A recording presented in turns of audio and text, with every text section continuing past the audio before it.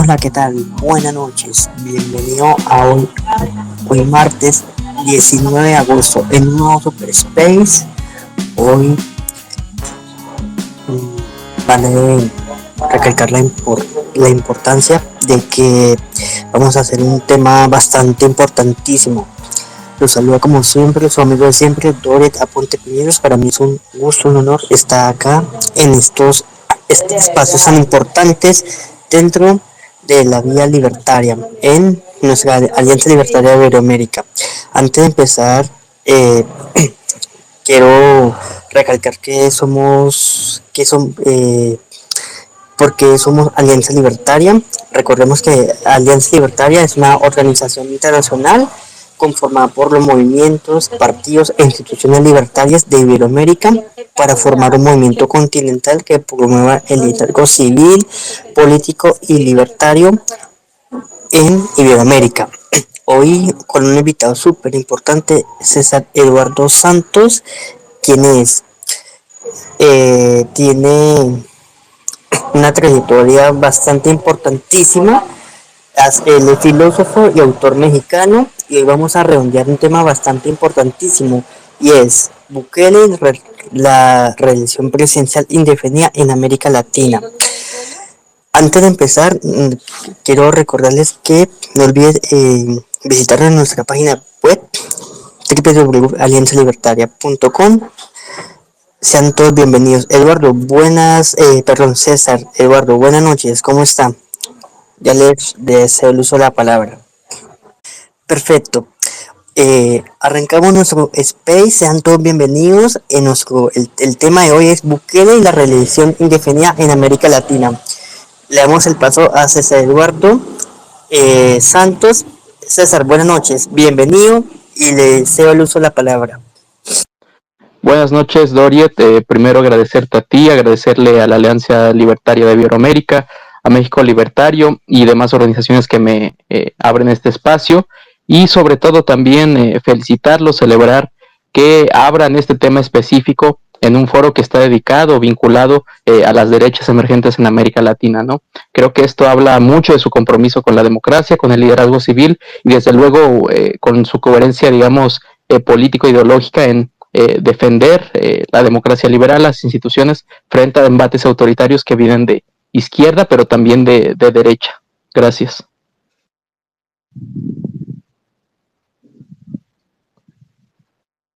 Gracias, César, por la invitación. Deseo el uso de la palabra para que iniciemos la exposición. Sean todos bienvenidos.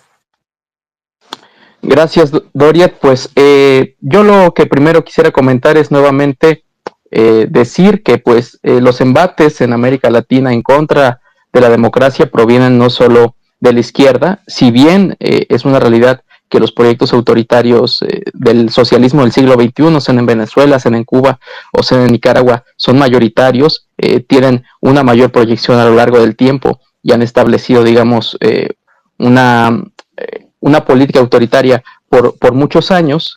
Lo que sucede con Bukele ahora es algo que quizá no se presentaba en la región durante lo que va del siglo, ¿no? Es decir, la instalación de un régimen autoritario vinculado más bien a la ideología al campo de las derechas, al polo ideológico de las derechas. En ese sentido, creo que es interesante analizar este hecho porque precisamente abre nuestra perspectiva sobre cómo el fenómeno iliberal autoritario es transideológico, ocupa un campo ideológico amplio y, digamos, a pesar de que provenga, sea de izquierda o de derecha, sus expresiones son similares, ¿no? A través de la captura de los poderes instituidos, legislativo y judicial, a través del fraude electoral y, sobre todo, ahora que lo vemos, a través de procesos de reelección indefinida que irrumpen en el orden constitucional establecido y amenazan con perpetuar a un proyecto, a un líder, por muchos años en el poder. En ese sentido, el caso de Bukele se inscribe en una serie de tendencias históricas que digamos, emergen en América Latina por lo menos desde el 2000 con la llegada de Hugo Chávez al poder en Venezuela y que han consistido, por un lado, en la tergiversación de las mayorías en las asambleas legislativas para aprobar reformas constitucionales a modo de tal forma que los líderes se puedan perpetuar en el poder más allá de los periodos establecidos. Y por otro lado también colonizando al Poder Judicial, a las Cortes Constitucionales, perdón, para que autoricen estas propias reformas y autoricen a los propios líderes, digamos, típicamente carismáticos, pero también populistas, instalarse en el poder de una forma supuestamente democrática. ¿Qué más, de qué más les puedo hablar al respecto, Dorit? Gracias, César. Importantísimo lo que usted acaba de redondear. Recordemos que el tema de reelección inició en Venezuela, perdón, con la llegada de Hugo Chávez y se fue expandiendo por toda Latinoamérica. Uno de los casos particulares fue acá en Colombia, en el 2006 cuando pues el entonces presidente Álvaro Uribe pues salta la constitución porque pues la constitución del 91 acá en Colombia tiene prohibido que un mandatario se reelija y lo que hizo fue hacerle unos cambios a dicha constitución y buscó la reelección en lo cual pues ganó estas elecciones en este año y en el 2014 ocurrió lo mismo con Juan Manuel Santos, un caso muy similar. Hizo unos ajustes a la constitución y nuevamente pues este señor llega al poder. Eh, no sé si usted, César, tenga algo premático acerca de Honduras. En los últimos días se está hablando, perdón, Honduras y Ecuador. En los últimos días se está hablando tanto en Honduras como en Ecuador lo mismo que está haciendo Bukele o que hizo Bukele en El Salvador. En el caso hondureño se habla de que se haga una reforma electoral y que la domine todo el poder o la familia Zelaya Castro que hoy gobierna pues Honduras. Xiomara Castro que es una pues un gobierno dictatorial entre comillas porque pues tiene asumido a Honduras una situación bastante delicada y sobre todo estaría incumpliendo esa norma tan importantísima como la Constitución y en Ecuador se habla lo mismo con el tema de una reforma electoral que quiere promulgar Daniel Noboa. No sé si tiene algo problemático acerca de esos conocimientos que acabo de comentarle. Claro, muy importante primero el tema que mencionas de Colombia con la reelección o la segunda reelección que buscó Uribe en el 2006. Creo que ese ejemplo, ese es un caso paradigmático de cómo un poder judicial independiente, una corte constitucional independiente puede frenar los intentos reeleccionistas anticonstitucionales, ¿no? Yo recuerdo, o bueno, más bien he leído que el propio Uribe al buscar esa reelección fue justamente detenido por la Corte Constitucional afirmando que si bien su primera reelección todavía se mantenía en los linderos o en el cauce del orden constitucional colombiano vigente, ya una segunda reelección sí atentaba a todas luces contra la separación de poderes y el equilibrio constitucional en Colombia, ¿no? Entonces creo que es bueno que menciones ese caso porque justamente ilustra cómo funciona la reelección indefinida o cómo ha funcionado en América Latina, ¿no? Por un lado requiere sí de asambleas leales al oficialismo que aprueben reformas constitucionales, pero por otro lado también necesita de cortes constitucionales, de poderes judiciales capturados que avalen esas propias reformas, cosa que no sucedió en el caso de Colombia en 2006 y la democracia se hizo, digámoslo así, resiliente. Sobre los casos de Ecuador y Honduras, yo lo veo similar a, sobre todo el caso de Noboa, un tanto similar a Bukele porque creo que es un perfil de liderazgo similar. Es decir, Noboa es un presidente joven, es un presidente carismático y que aparte ha adoptado medidas de seguridad en contra del crimen organizado que se podrían denominar de mano dura, ¿no? Esto de alguna manera emulando al propio modelo de Bukele y aspirando también a ganar la misma popularidad que el presidente salvadoreño tiene entre la sociedad salvadoreña, ¿no? Creo que en este caso no ha funcionado tal como Noboa quisiera. Ecuador sigue teniendo niveles de criminalidad bastante altos, nada que ver con lo que hay que decirlo, logró Bukele en El Salvador, de forma tal que un intento reeleccionista, considerando también la fragmentación política y la inestabilidad política de Ecuador durante los últimos años. Recordemos, por ejemplo, la dimisión de Guillermo Lasso, las disputas con el correísmo, entre otras cosas, hacen un tanto difícil desde mi punto de vista que Noboa aspira a reelegirse y también a buscar perpetuarse en el poder, a pesar de que sí puede tener por ahí una cierta tendencia a hacerlo, sobre todo basado en el modelo o en la imagen de Bukele.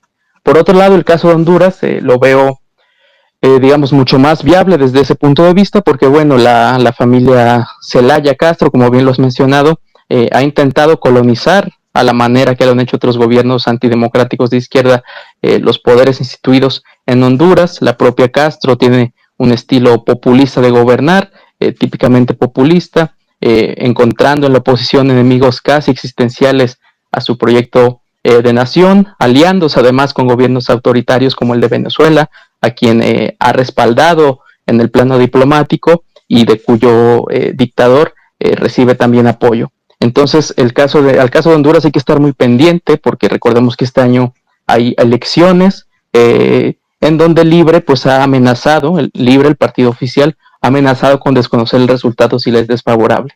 Creo que por ahí sí tendríamos que fijar nuestra atención porque no solo es un gobierno autoritario, sino que también ya ha expresado su afinidad por cooperar con otras autocracias como la de Venezuela, también la de Cuba y en menor medida la de Daniel Ortega en Nicaragua.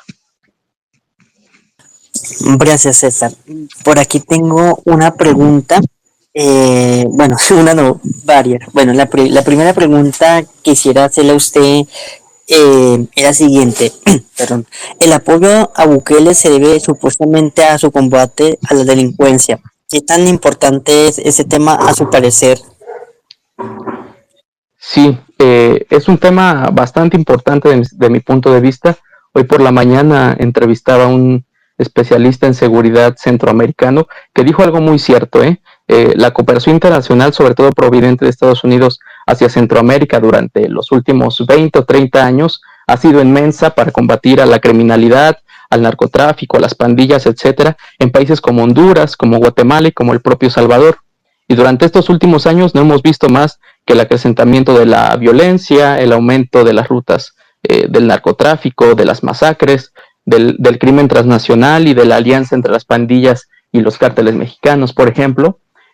Por lo cual, lo hecho por Bukele sí creo que debe aceptarse en cierta medida, más allá de las críticas sobre las que seguramente hablaremos a continuación, pues ha sido una estrategia efectiva, ¿no? Ha reducido los niveles de criminalidad en El Salvador, la actividad de las pandillas a mínimos históricos, lo cual sin duda pues refleja la popularidad que tiene el presidente salvadoreño. Creo que desde ese punto de vista sí hay que reconocer que ha sido efectiva su estrategia. No obstante, por un lado, pienso yo que es insostenible a largo plazo porque seguir encarcelando gente sin el debido proceso, sin garantías jurídicas, no va a ser más que, por un lado, aumentar el descontento social y por el otro, llenar a las cárceles hasta más no poder y sobre todo considerando que está recibiendo deportados del gobierno de Trump, ¿no? Y por otro lado, pues es un modelo que si bien efectivo, atenta, como ya hemos dicho, contra los principios democráticos más básicos. Entonces, yo creo que la oposición salvadoreña y nosotros mismos críticos de Bukele, hay que aceptar que su política de seguridad ha sido efectiva, hay que comprometernos a buscar vetas más plurales, más democráticas, para parar el crimen organizado en Centroamérica y en la región en general, pero rechazar todas esas medidas que por un lado buscan concentrar el poder de Bukele amparado en su popularidad y por otro violar sistemáticamente los derechos humanos en nombre de la seguridad.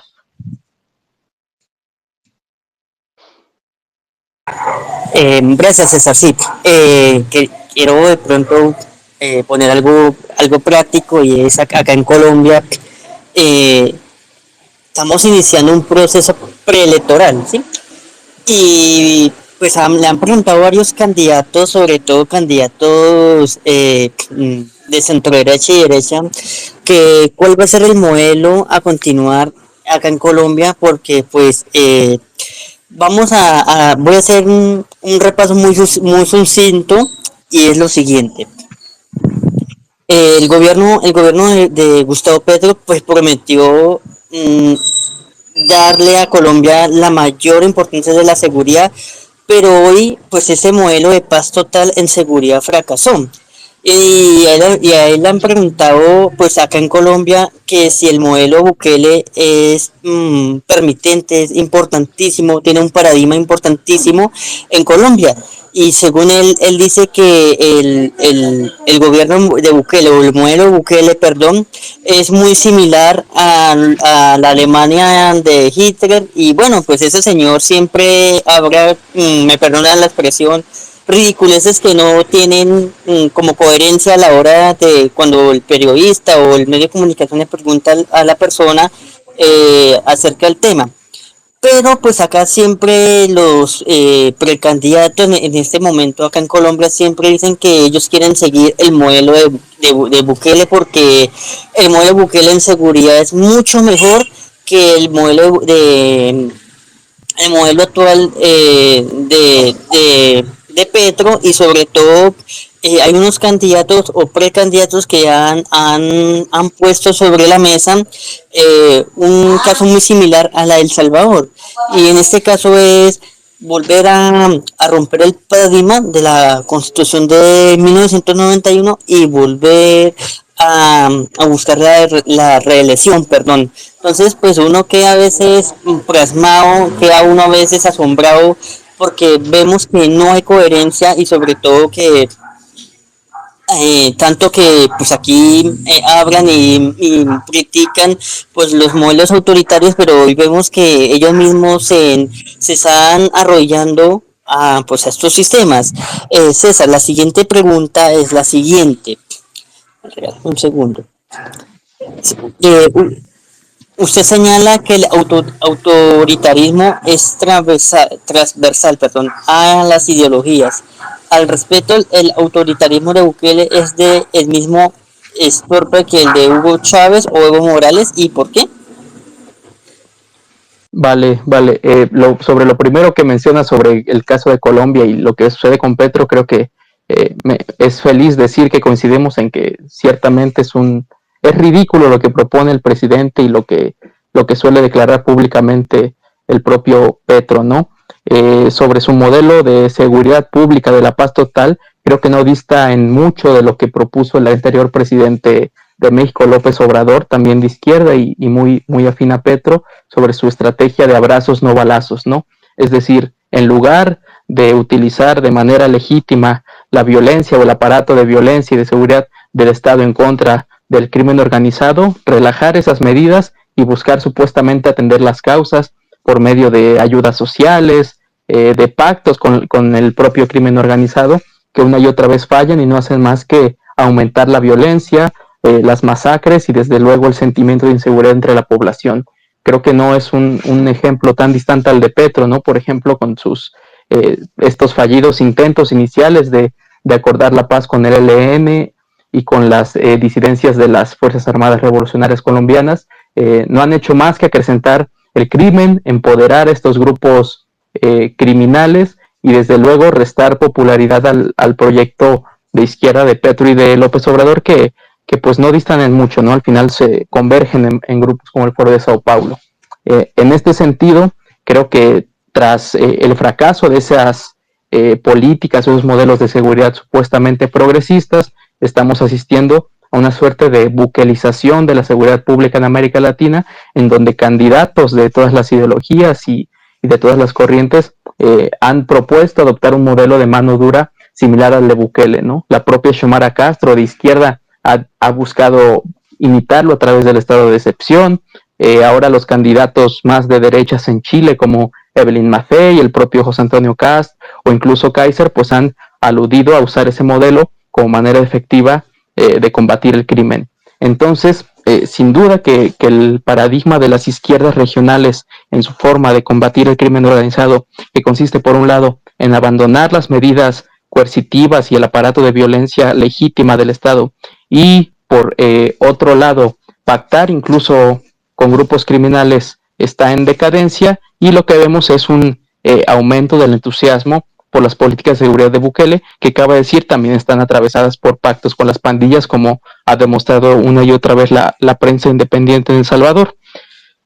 Sobre la segunda pregunta del estilo de dictatorial o de liderazgo de Bukele que tiene que ver con Chávez o Evo Morales. Creo que sí, sin duda Bukele, si bien es un líder ideológicamente camaleónico, como ha puesto el Faro, es un líder cuya ideología es el oportunismo, sí hay que reconocer que se asocia al espectro de las derechas en cuanto converge al menos en foros internacionales con ellos, ¿no? Fundamentalmente en la Conferencia de Acción Política Conservadora, cuyo líder es Trump, y están otros personajes como Víctor Orbán.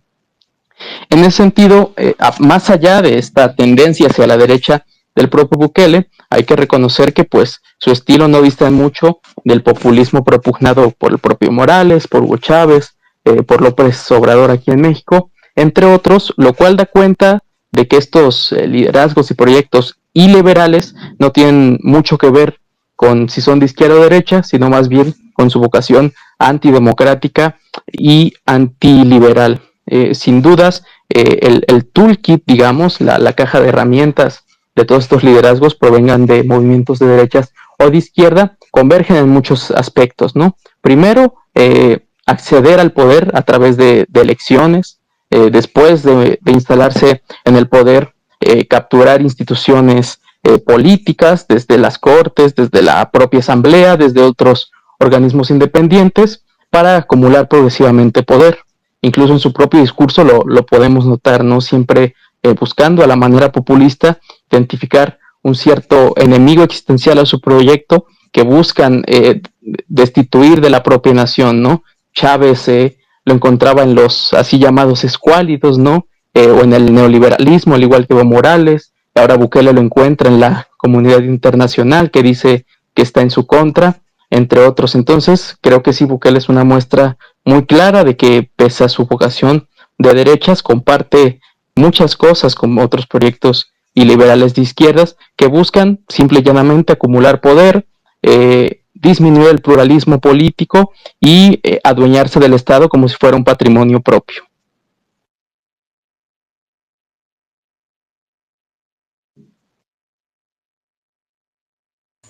Gracias, César. Por aquí veo algunas personas conectadas y para nosotros es sumamente importante la participación de ustedes. Entonces, si tienen alguna pregunta, sugerencia, indicación para el invitado, para nosotros es importantísimo la opinión de nuestros amigos oyentes que nos acompañan cada semana, cada martes en estos Super Space. Si alguno de ustedes tiene alguna pregunta, indicación para el invitado, para que, pues, por favor, me lo haga indicar con un móvil, sino para continuar con la siguiente pregunta. Veo que no. César, la siguiente pregunta es la siguiente. Tú hablas de la buquelización de la seguridad en América Latina. ¿Por qué en México no es tan fuerte ese elemento, a pesar de la grave situación de inseguridad de este país? Sí, muy buena pregunta, ¿eh? Yo creo, por un lado, porque nuestra oposición política es sumamente débil, es sumamente timorata, por decirlo así, no se atreve a plantar un proyecto de nación claro que se contraponga al de el obradorismo, el de la así llamada cuarta transformación, sino que más bien se han limitado a hacer críticas de manera no constructiva hacia proponer un proyecto propio, sino a puramente criticar precisamente el proyecto de Morena o la fuerza oficialista de izquierda. Por otro lado, también pienso yo que la derecha mexicana se ha vuelto camaleónica, ha sido más bien oportunista, buscando alianzas que le reporten algún rédito electoral para mantenerse ahí presentes en el espectro político, aunque no tengan ninguna relevancia y tampoco ninguna coherencia ideológica. Nuestro partido tradicional de derechas, el PAN, pues ha virado más bien hacia una suerte de digamos, plasticidad que le permite aliarse con partidos de la izquierda tradicional como el extinto PRD y proponer como candidata presidencial a una persona que provenía incluso del trotskismo histórico aquí en México, lo cual pues sí desdibuja por un lado un proyecto claro de nación y por otro coherencia y digamos uniformidad ideológica al interior de lo que ha sido el partido históricamente. Si bien hay intentos, más bien localizados, aislados de líderes en particular de oposición por presentarse como, digamos, figuras de estas nuevas derechas emergentes en el continente, desde los libertarios hasta otros proyectos más cercanos precisamente a Bukele, como por ejemplo la senadora Lili Telles. Reitero, son casos aislados que no tienen un proyecto propio ni han buscado establecer, digamos, una fuerza de derecha bien constituida. Por otro lado, también hay otros movimientos como México Republicano o Viva México que recién están en formación y pues buscan entrar a la competencia política institucional, ¿no? A través de, por ejemplo, el exactor Eduardo Verástegui, que creo, no obstante, no ha tenido la popularidad, ni el impulso, ni la coherencia para constituir una fuerza de derecha y opositora que efectivamente pueda disputar el poder a Morena. Pienso que nuestro sistema de partidos en ese sentido está muy virado hacia la izquierda y la centroizquierda, con su polo más extremo en Morena y también en el Partido del Trabajo de inspiración comunista, con otras opciones más moderadas que incluso se han vuelto colaboracionistas del oficialismo, como Movimiento Ciudadano, que se reclama socialdemócrata. En ese sentido, me entusiasma, debo decir, la emergencia de proyectos como el suyo, de México Libertario, la Alianza Libertaria, porque me parece que ideológicamente han sido coherentes, son proyectos democráticos que pueden ganar impulso a futuro y presentar una alternativa efectivamente contrapuesta a la del oficialismo y atractiva para un buen porcentaje de electores, ¿no? En ese sentido, pues creo que, dado que Morena es la fuerza hegemónica, no hay proyecto de derecha y la oposición es débil, proponer un modelo como el de Bukele, que se asocia más bien a la derecha, como hemos venido diciendo, pues resultaría impensable para los partidos que tenemos actualmente en la oposición.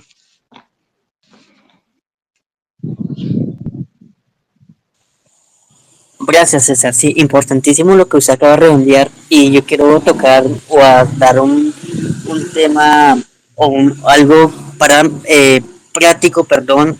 Usted lo acaba de como de hacerlo, de unir el caso mexicano con el partido PAN o Acción Nacional, perdón, y aquí ocurre algo similar. Aquí el partido del expresidente Uribe tiene algo similar a lo que está haciendo la oposición en México, o la oposición mexicana, perdón, y en este caso es que muchos, algunos legisladores, senadores, de este partido que es de derecha, militó en el M-19, que pues este grupo guerrillero donde militó Petro, sumamente bravísimo para la democracia de nosotros.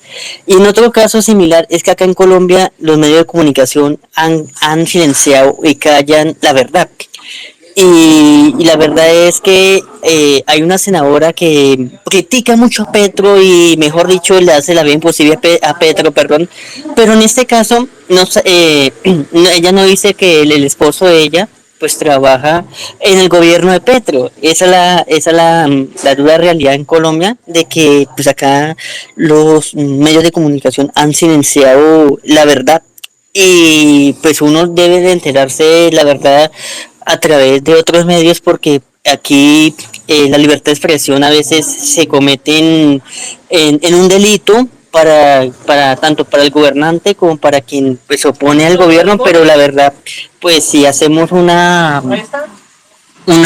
análisis personalmente, ambos, tanto izquierda como derecha en Colombia, es lo mismo, porque pues el uno le echa la culpa al otro, perdón, y el otro al otro, pero al fin y al cabo, tanto estos equipos políticos o grupos políticos, pues pertenecen a lo mismo de siempre, como hicimos acá en Colombia. César, le tengo la siguiente pregunta, regálame un segundo, por favor. Desde su perspectiva, ¿cuánto tiempo debe durar un fenómeno como Bukele? ¿Ve usted peligros para su continuidad? Sí, déjame también responder a lo primero que mencionas porque me parece muy interesante y creo que el caso de Colombia es similar al mexicano en ese sentido, ¿no? Gobiernos del centro democrático y del uribismo que no generaron los resultados esperados buscan posicionarse ahora como una oposición legítima cuando, digamos, la opinión pública está completamente, si no volcada hacia ellos, desconfían por completo debido a los malos resultados durante el gobierno, ¿no? Un caso similar en México durante los gobiernos del PAN y del PRI ya durante la transición democrática, que pues sí se caracterizaron ciertamente por un aumento increíble de la corrupción, de la criminalidad, del patrimonialismo, que de hecho dio la entrada a que el discurso de López Obrador cobrara fuerza y se instalara en el poder.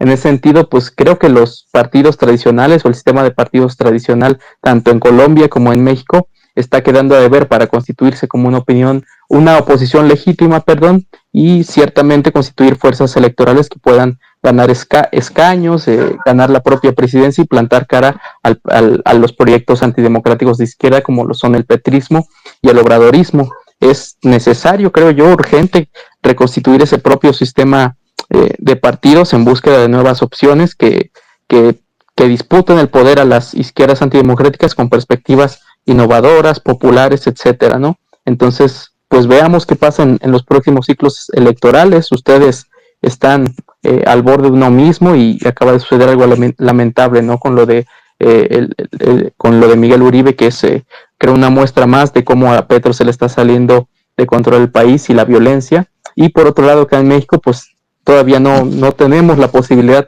de buscar o encontrar una fuerza democrática que le haga frente al obradorismo. Pienso yo que el proyecto hegemónico de Morena se mantendrá durante alguna década por lo menos y veremos después qué sucede.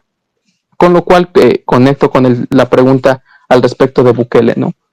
Hay que considerar que Bukele es inmensamente popular, diferentes encuestas lo posicionan incluso como el líder más popular del mundo, por encima de presidentes como Narendra Modi, de primer ministro en este caso, y además considerar que Bukele es un líder extremadamente joven, ¿no? Al menos en el espectro de Occidente, Latinoamérica y Europa, es un líder muy joven, tiene 44 años, tiene detrás de sí todo un aparato partidista que está creado y dirigido a su propia imagen, es decir, no es un partido institucionalizado y que tenga además movimientos internos, sino que es más bien un partido personalista estructurado alrededor de la imagen y los designios de Bukele. Y por último, pues se ha convertido en una fuerza hegemónica, ¿no? Es ya casi un partido-estado en donde tanto la Asamblea Legislativa está controlada completamente por Nuevas Ideas, 57 de 60 asambleístas son parte de Nuevas Ideas, completamente leales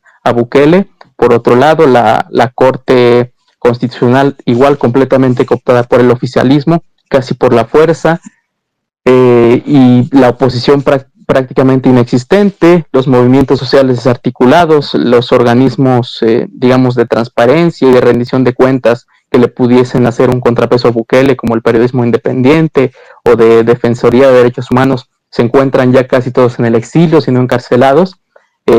Tomando en cuenta todos estos elementos, pues yo sí creería que el proyecto bukelista, salvo que sucediera algo inimaginable, como, no sé, una revolución al interior del Salvador, una intervención armada por parte de alguna potencia, da para que el proyecto de Nayib se quede por 2, 3 décadas, no sé cuánto, dando lugar a quizá una de las dictaduras más añejas que podamos tener en el continente, ¿no? Un caso similar incluso al de Fidel Castro cuando accede al poder después de la revolución, que durando varias décadas. Además, hay que sumar a esto que Bukele tiene, por un lado, el respaldo internacional de la potencia más importante del mundo, como los Estados Unidos, y este estrecho vínculo que mantiene con Trump, mientras que frente al principal competidor estratégico estadounidense, que es China, también mantiene una relación sin igual y ha sabido ahí cabildear entre los dos extremos para tener el reconocimiento y el apoyo internacional al máximo. Entonces,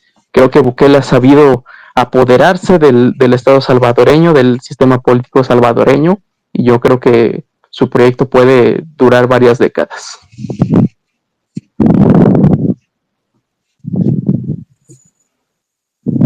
César, por esa magnífica respuesta. Veo por aquí a personas que se están conectando a este Super Space y Calvo recalcar nuevamente que para nosotros es importantísimo la participación de ustedes.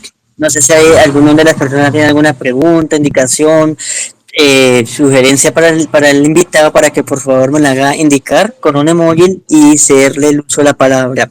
Si no, continuamos con la siguiente pregunta. Siendo así, César, la siguiente pregunta es la siguiente. Desde su perspectiva, ¿cree que una propuesta de mano dura en seguridad en países como México y Centroamérica sería una buena carta electoral? Sí, sin duda, en países todavía con competencia democrática interna, en donde partidos de oposición pueden efectivamente acceder al poder y hacerse de él, creo que el tema de la mano dura sería una carta electoral bastante fuerte, considerando que el crimen y la violencia son problemas transversales a todos nuestros países, desde México hasta prácticamente Chile, que históricamente había sido un país pacífico y sin presencia de control territorial por parte de cárteles y otros grupos delictivos, y también teniendo en cuenta que este problema de la violencia se ha radicalizado, aumentado durante los últimos 5 años, si quieres, tanto en México como en el Cono Sur y pasando por Centroamérica.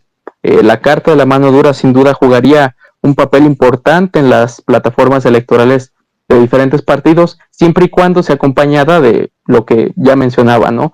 Cierta legitimidad de estos partidos de oposición entre la opinión pública, porque si hablando de México otra vez, si viene, no sé, el PRI, el partido tradicional de toda la vida mexicano, y dice que va a combatir ahora sí el crimen con mano dura, pues es muy difícil que la gente confíe en ellos, pese a presentar esa carta electoral bastante fuerte, ¿no? No obstante, una propuesta novedosa, incluso de alguna manera outsider del sistema político, que no tenga experiencia en el gobierno y que en ese sentido también mantenga todavía la expectativa del electorado, pues al presentar una propuesta de mano dura para parar la criminalidad y sobre todo, digamos, aludiendo a la figura de Bukele que tanta popularidad despierta, creo yo que sí sería una alternativa bastante viable para aquellos partidos que buscan instalarse en el poder en los próximos procesos electorales.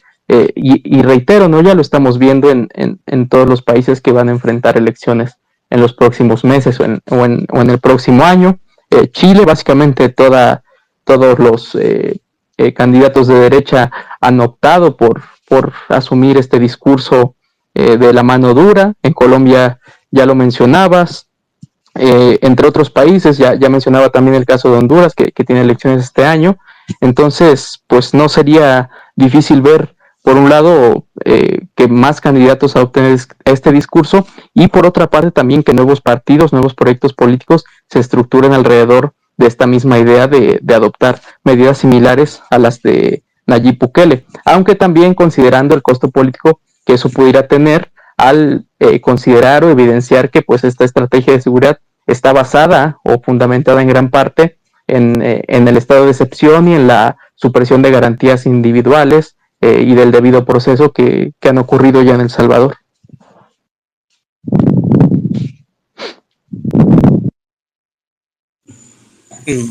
Gracias, César.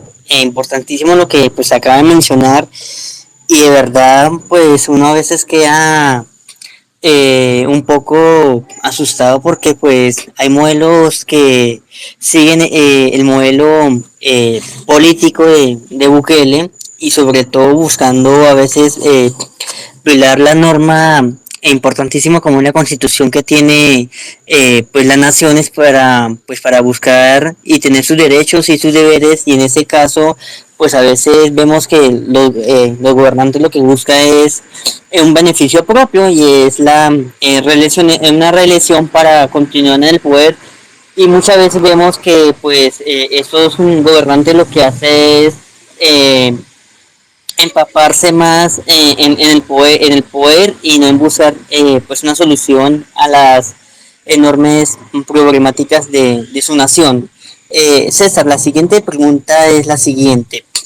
Un liderazgo como el de Javier Milei en Argentina, ¿cuáles son sus principales similitudes y diferencias con uno como el de Bukele?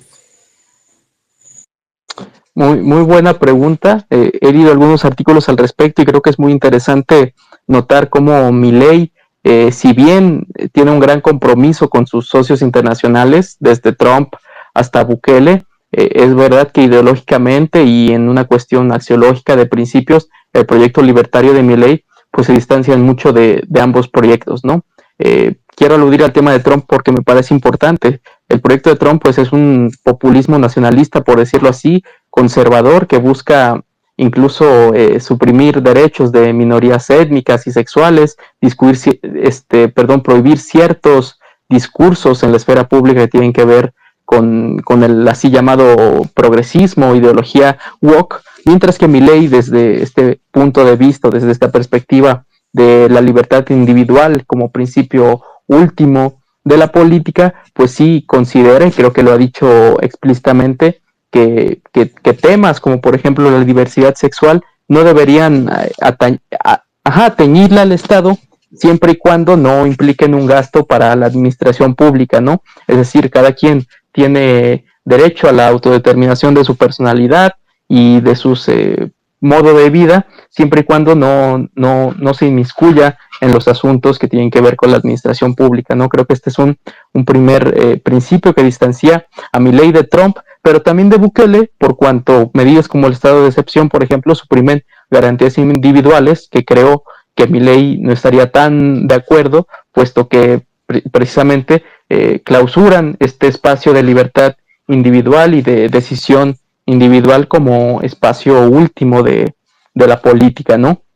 Creo que Milei estaría de acuerdo quizá con Bukele, por ejemplo, en el tema de seguridad, por cuanto el Estado debe serse eficiente en ese sentido y no tomar medidas como las de el izquierdismo regional, que implican un mayor gasto para el Estado en términos de programas sociales, por ejemplo, para supuestamente atender las causas de la inseguridad. Ahora bien, yo creo que los discursos que vienen sobre todo de ciertos sectores de la izquierda que acusan a Milei de autoritario y lo equiparan con Bukele son totalmente falsos y tendenciosos. Es decir, Javier Milei no solo fue elegido democráticamente ante la crisis del peronismo y de los partidos tradicionales argentinos, sino que se ha mantenido actuando en su gobierno dentro de los linderos constitucionales y democráticos establecidos, cumpliendo además las promesas de campaña que tenía con respecto al gasto público, por ejemplo.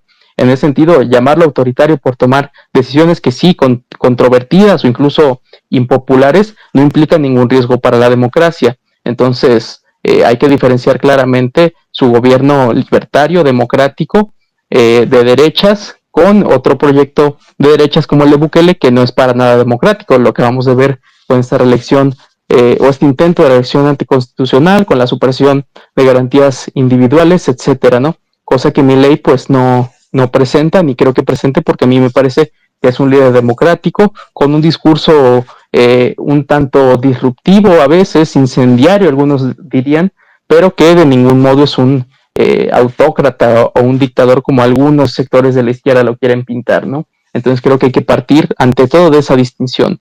Milei es un libertario y es un demócrata, y Bukele por el otro lado es un populista que ya se ha vuelto casi un dictador.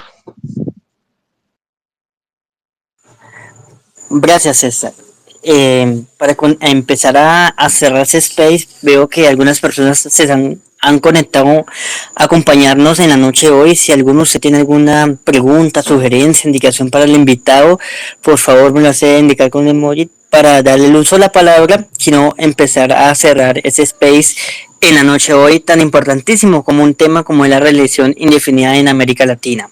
César, bueno, vamos a empezar ir cerrando este space y tengo por aquí dos preguntas.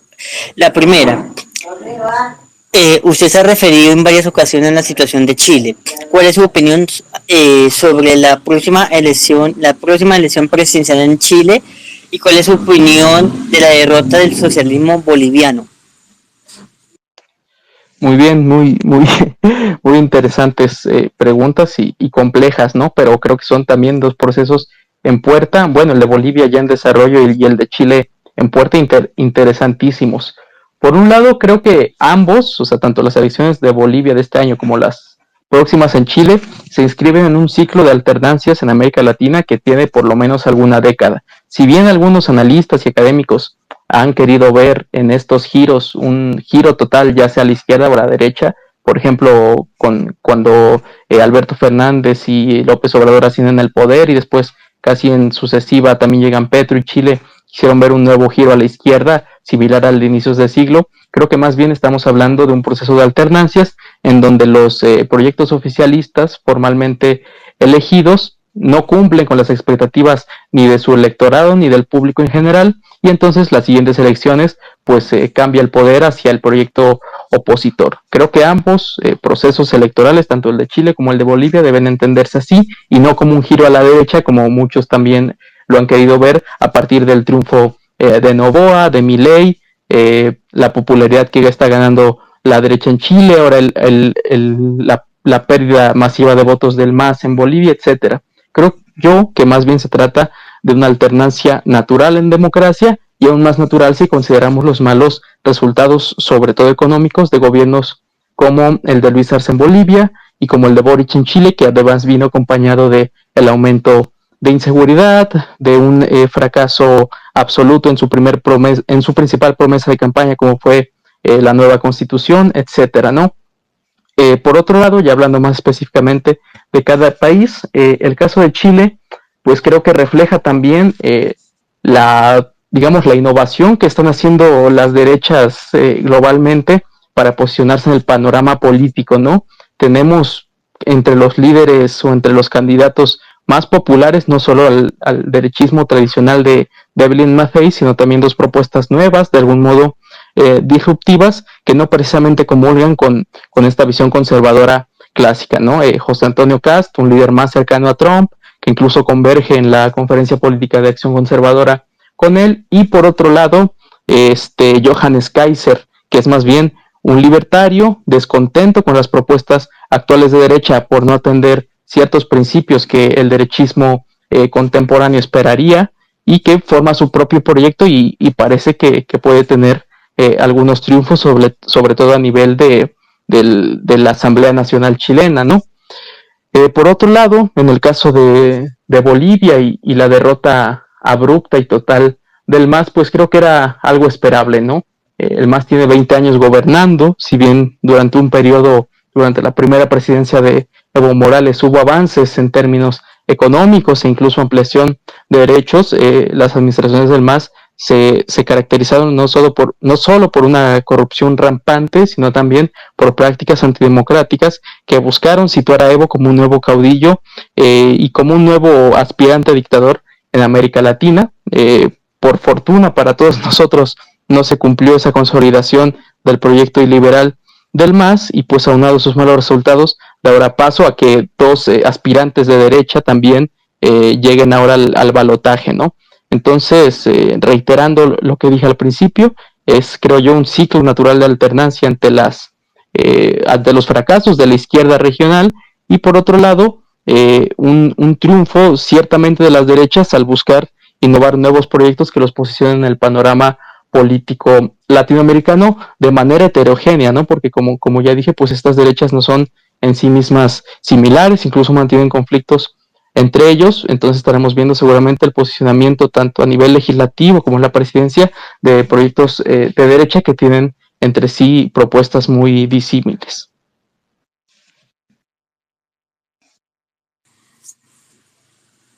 Gracias, César.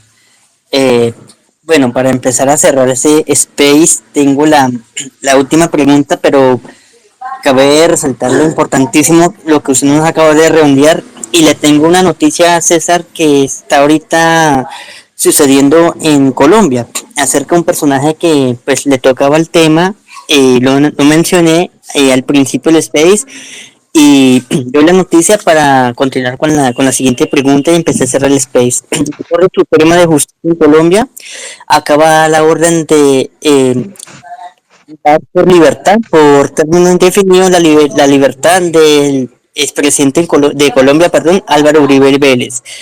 Pues la verdad cae acá en Colombia como un balde de agua fría, porque pues desafortunadamente acá lo que tiene que ver con la rama judicial colombiana siempre ha favorecido a los de mayor rango y a los de menor rango nunca. Pero bueno, esta es Colombia, Colombia, Colombia. Bueno, la siguiente pregunta, César, es la siguiente, ya para ir cerrando el space. Usted ha señalado que mucho del modelo de Bukele se basa en la violación a los derechos humanos. ¿Por qué en cambio no destaca esto en la prensa y los análisis externos? Siempre descuido por el hartazgo con delincuentes o se trata de un gran desprecio social a los derechos humanos?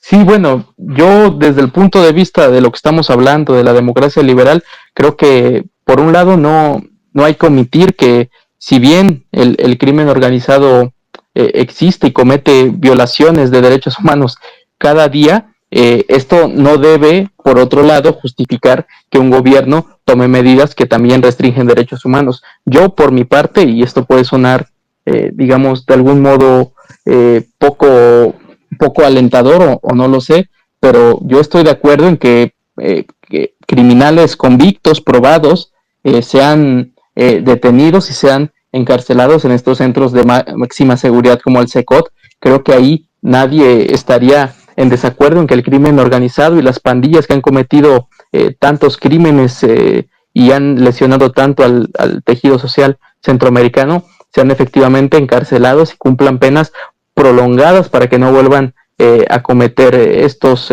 actos delictivos. No obstante, creo yo que cuando se le critica a Bukele en lo que tiene que ver con la violación de derechos humanos, hablamos precisamente del encarcelamiento de inocentes, porque ya muchos medios de comunicación y organizaciones de defensoría lo han probado. O sea, si no mal recuerdo, más de 165 presos de Bukele han sido probadamente inocentes, no se les ha dado el debido proceso y además de probar su inocencia, pues no han sido, digamos, liberados del SECOT y de las cárceles. Entonces yo creo, por un lado, que a Bukele no se le critica que encierre criminales y los mantenga en condiciones duras, precisamente en virtud de que presentan riesgos para la sociedad en general, sino que se le critica que esta medida también sea ampliada a personas que son probadamente inocentes y que no se les respete por lo menos un juicio para probar esa inocencia, ¿no? En lo que respecta a los criminales, creo que pocas personas estarían en desacuerdo en que se les encierre y se les trate como lo que son. Y ahora bien, si bien estos criminales cometen obviamente violaciones tajantes y sistemáticas a los derechos humanos, esto no tendría por qué devenir en un silencio ante lo que también comete Bukele, ¿no? Creo que es fácilmente criticable y condenable y perseguible lo que hacen estos grupos delictivos, sin obviar que pues el proyecto de Bukele es antidemocrático, ¿no? Y por otro lado, reitero, creo que los que defendemos y criticamos la estrategia de seguridad buquelista no lo hacemos con una visión que favorezca a los delincuentes, sino más bien a aquellos inocentes que sin ninguna razón, solo por ir en la calle, por tener algún tatuaje, sean detenidos y a los que no se les ha concedido un juicio justo, pese a existir pruebas de su inocencia y de no tener ningún antecedente de vinculación con las pandillas, que reitero deben ser castigadas y es un gran logro del gobierno de Bukele que haya disminuido la actividad de estos grupos en El Salvador.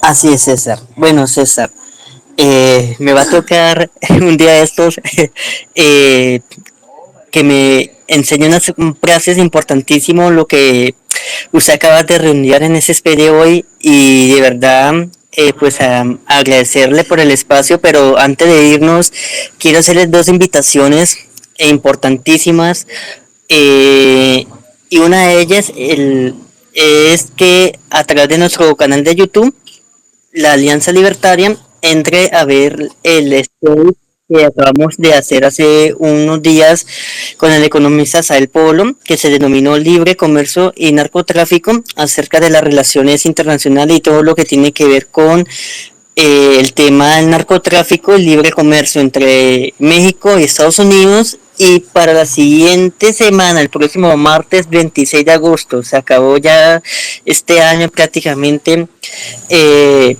El siguiente space vamos a redondear un tema importantísimo que hoy precisamente redondeamos con nuestro invitado César y es Bolivia y el fracaso del narcosocialismo con Alejandro Fernández Torrico, quien es empresario, articulista y directivo del Partido Libertario de Bolivia. El día de hoy, el SPay de hoy, pues nos lo corrimos hacia las 8 de la noche, hora colombiana, 7 de la noche, hora mexicana. Pero el próximo Space vuelve a nuestro horario habitual, 7 de la noche, hora colombiana, 6 de la tarde, hora Ciudad de México, para que nos acompañe, para que nos ayude a compartir. Para nosotros es sumamente importantísimo la participación de ustedes y y sobre todo tener invitados supremamente importantes con temas de mayor revelancia. No olvide tampoco visitarnos en nuestra página web www.alianzalibertaria.com. César, no sé si tenga algo ya para terminar. No, no, solamente agradecerte a ti, agradecerle a toda la Asociación Libertaria de Iberoamérica por la invitación, que espero que haya sido de interés y haya estimulado el debate, y felicitarlos nuevamente por este espacio y por tratar temas como este en concreto. Muchas gracias. Bueno, a nuestro invitado César Eduardo y a todos nuestros amigos que nos acompañan la noche de hoy, desearles un feliz resto de semana. Y no olvide ahorita para que nos pueda acompañar a través de nuestro canal de YouTube, el Space pasado con el economista Sal Polo. No olvide darle clic en la campanita para que cada vez que subamos contenido en nuestro canal de YouTube nos pueda ver y también ayúdanos a compartir para crecer y que sea una alianza libertaria hacia el futuro con una gran familia. A César y a todos un feliz resto de semana y nos vemos la próxima semana. Soy su servidor de siempre, Doret Aponte Piñeros. Fue un gusto, un placer estar en ese space. Un abrazo fuerte para todos.